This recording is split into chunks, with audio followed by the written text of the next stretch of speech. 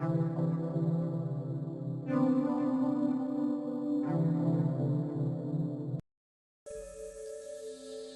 anonymous call was made from Benoit's mansion.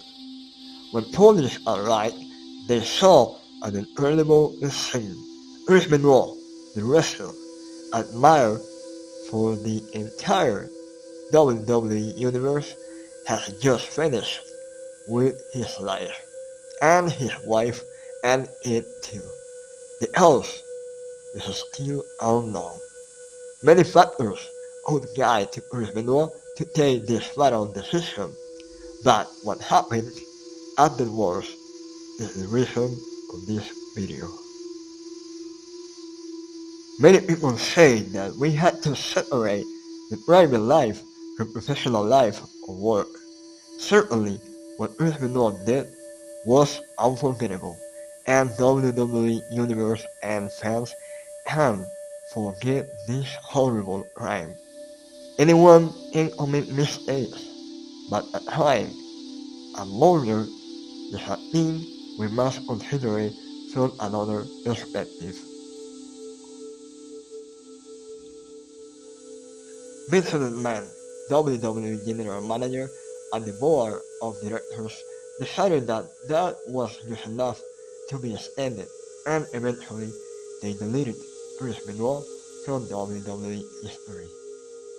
Like if Chris Benoit never had worked for WWE, like if he never had existed.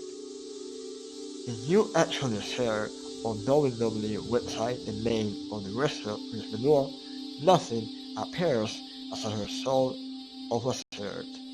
Not registered, no history, no data of Chris Benoit on WWE database or website. Chris Benoit killed his wife and it, and then committed suicide. It was the truth. It was a horrible crime. It never will be forgotten. It mustn't be unfair and is bullshit what WWE did to Chris Benoit career as a wrestler, not as a human being. Chris Benoit killed his wife and it, and then committed suicide. It was the truth. It was a horrible crime. It never will be forgotten. It mustn't be forgotten. He was a martyr, but also he was a wrestler. He was a wrestler. It was absolutely unfair and is bullshit what WWE did to Chris Benoit career as a wrestler, not as a human being. People like found bitterness that killed Anonymous, and despite the fact that he was a murderer in the past, he is a musician and never lost his concept in the society as a musician. Even he recorded and produced music while in prison, and never his work was erased due to his crime.